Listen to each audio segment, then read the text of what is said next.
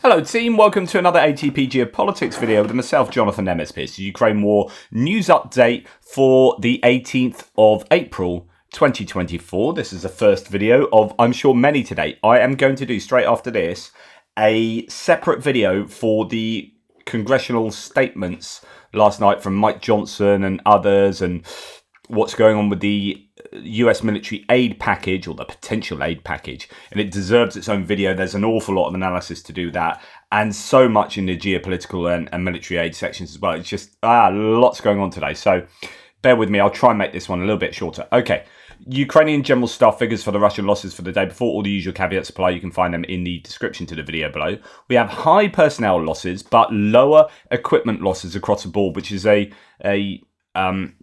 trend we saw a little bit yesterday. So I don't know what's going on there, what explains that. It could well be that weather is hampering movement of vehicles. The rains, I think, have caused quite a bit of mud in certain places, so pretty bad weather in a few areas of the front line. That means that maybe you can still get drone activity working on troops and positional warfare, but the movement of vehicles is going to be hampered, so there's not so much like big attacks going on. Also, you've got personnel lost from a number of strikes that took place yesterday in terms of Jankoy being hit, and that took out some 30 killed and 80 wounded. So there's 110 people potentially to add to that list. So there are other things I think that can affect this. 3 tanks, 8 armoured personnel vehicles, obviously on the lower side, 13 artillery systems too, and then 31 vehicles and fuel tanks, which is actually slightly low compared to what we have seen, but still significant, and 5 pieces of special equipment. We look at Andrew Perpetua's lost statistics.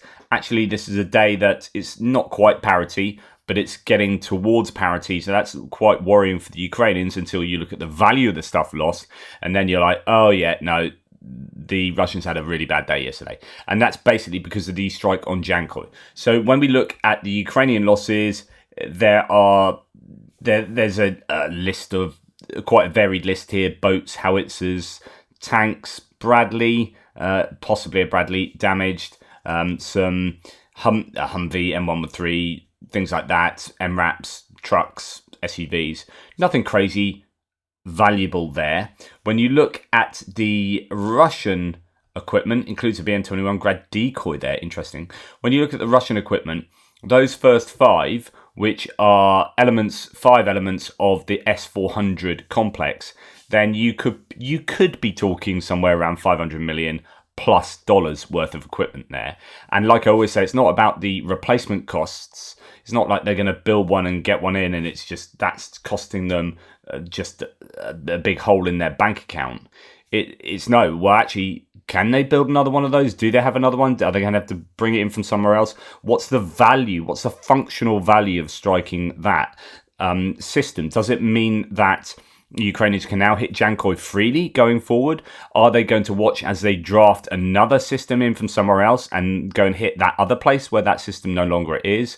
It is the value that this equipment has to the Russians in terms of what it does or what it can no longer do. So we talk about monetary value as something of a shortcut to kind of overall functional value. There's also a TOS-1 thermobaric launcher here, a BM-21 Grad, so multiple launch rocket system, a few tanks, a number of infantry fighting vehicles, and the usual trucks, civilian vehicles and ATVs, some 3 golf carts there as well. So that's a really expensive, really valuable set of equipment that the Russians have lost over the last 24 hours or so, and that is bad news for them. Speaking of that, and I'm going to do the Jankoy stuff in this video, in this section, not the strike section, just to even things up. So GUR spokesperson Andrew Yusov commented on the attack on Jankoy Air Base, quote, "There is intel about a burnt helicopter."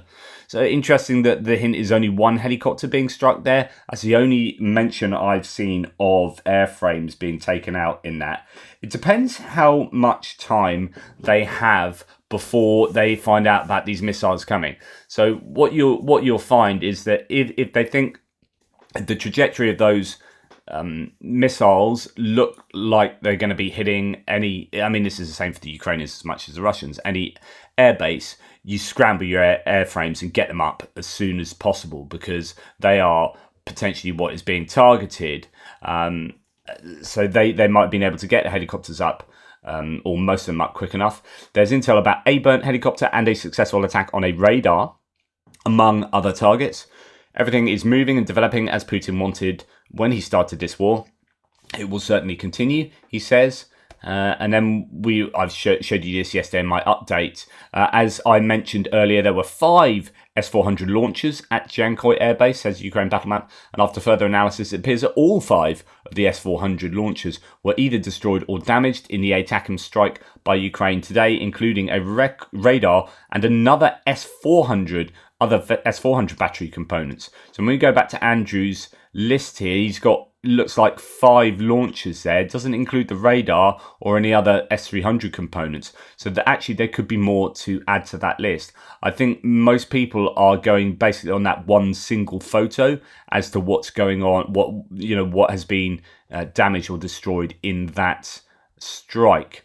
Jakub Janovsky from Oryx here, and I think War Spotting as well. Not a good advertisement regarding the S-400's performance. Something tells me that India might never get the remaining S-400s. By the time they're available for delivery, India might already have a bunch of Patriots or other non-Russian surface-to-air missiles.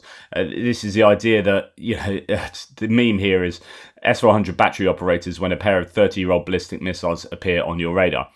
The idea that ATACMS can which are old missiles, essentially, can get through the S-400 radar target acquisition and destroy the very radar and surface-to-air missiles that should be acquiring those missiles as a target and destroying them before they hit, is worrying for the Russians. Now, there's also rumour that these might be. It would be better if these missiles were indigenously created Ukrainian ballistic missiles rather than ATACMS. I mean, it's interesting, if it's ATACMS, where they got them from or why they've been stockpiling them. So there's that. And then if it's not ATACMS, because actually it's kind of a bit weird if they are ATACMS because they are getting hold of them or they have stockpiled them. So if they are indigenous missiles, then that's really good news because we might start seeing the Ukrainians hammer a load of different targets, depends what the scale of manufacture is, all over occupied Ukraine and possibly even beyond because they are Ukrainian missiles and not Western missiles, so they can use them into Russia. Now, yesterday at the same time, there were heavy explosions at Gorbunov in Tatarstan in Russia. Huge smoke plumes can be seen in videos. It's claimed that drones struck in the morning the production and repair facilities of strategic bombers such as the Tu-22M and the Tu-160M. And that's been reported in a number of places with distant sort of imagery of the place getting hit or smoke rising. Footage emerged of the air alarm being active there, so that's just before I presume it was hit. Target was a factory in Kazan. So this kind of setup there, 222Ms and 160M. I mean, it'd be great if some planes were indeed destroyed in that hit as well. And then as well as that strike, concerning that strike, there are now claims that that Ukrainians used a converted Aeropract A-22 Foxbat aircraft. So that was what was thought to have been used in the attack on the Shahid facility in Tatarstan again.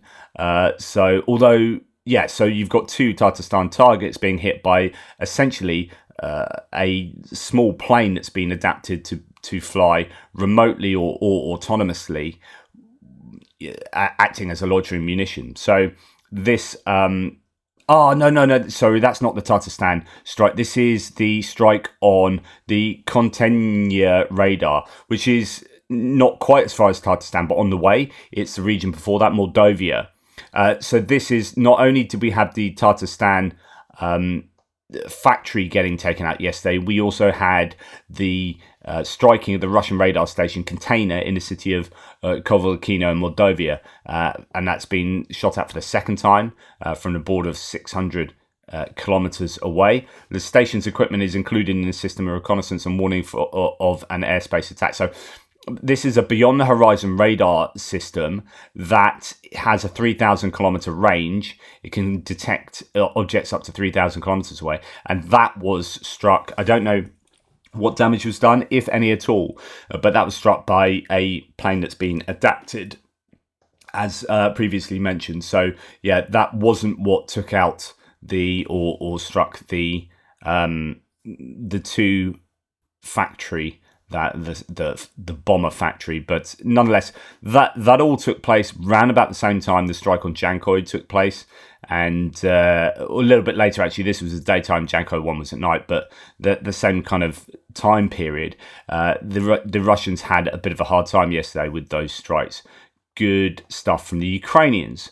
Of course, the Russians also hit Chernihiv yesterday, and we'll see about that in a second. So moving on to distant strikes from last night.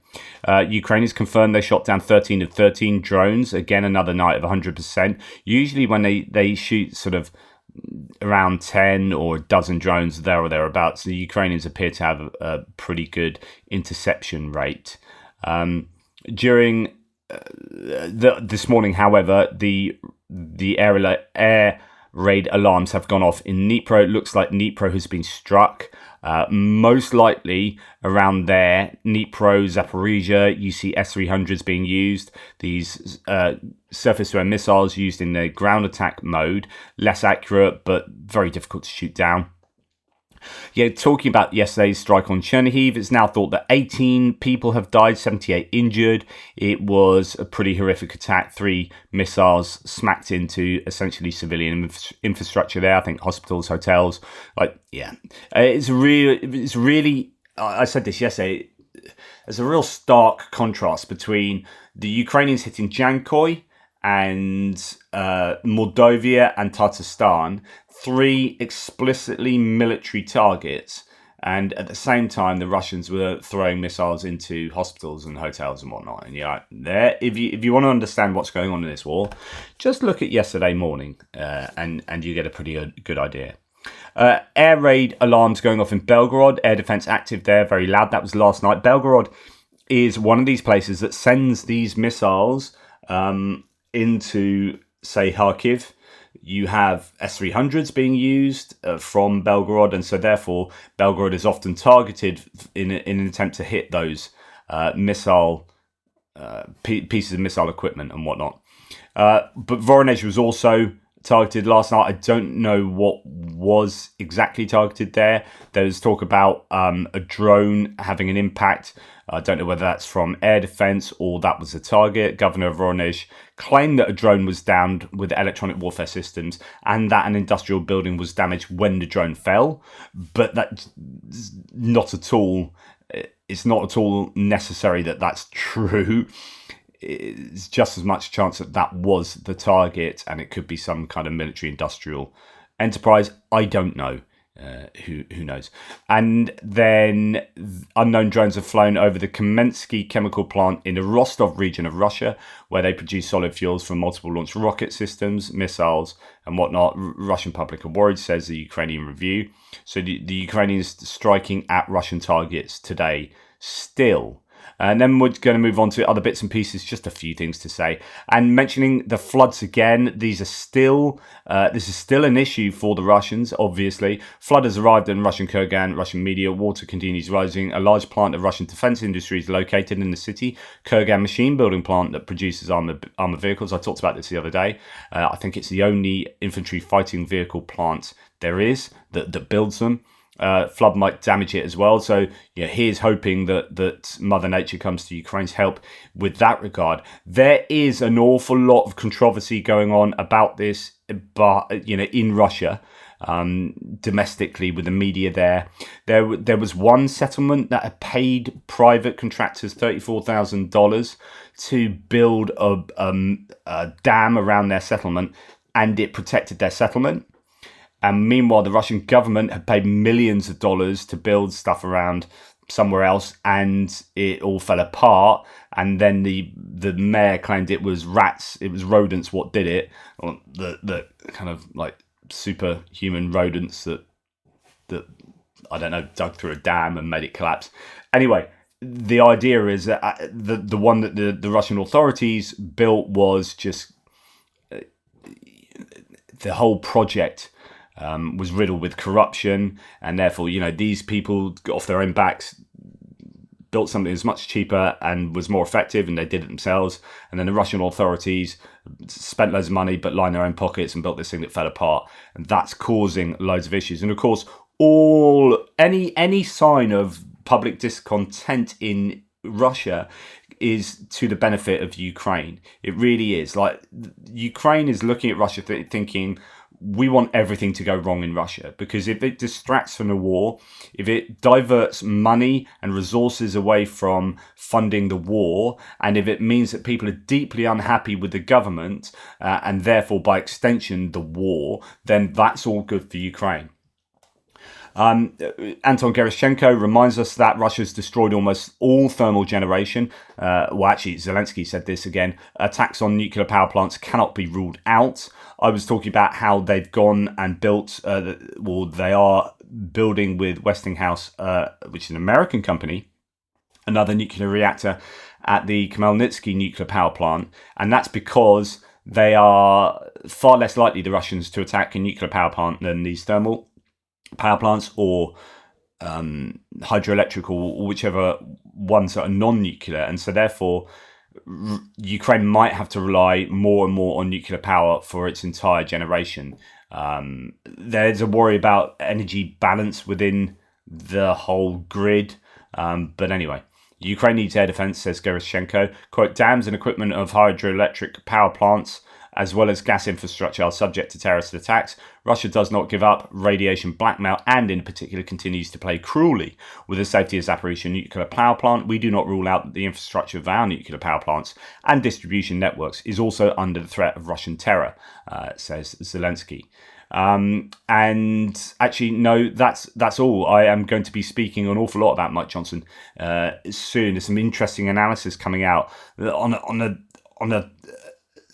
the face of it, really potentially very good news. But actually, when you dig down, it might just be a case that absolutely nothing's going to happen still. I'm kind of up and down with the whole military aid from the US thing at the moment. But anyway, tune into that video, which will be next out. In the meantime, thanks for watching. Please like, subscribe and share. Really appreciate your support. Take care. Speak to you soon.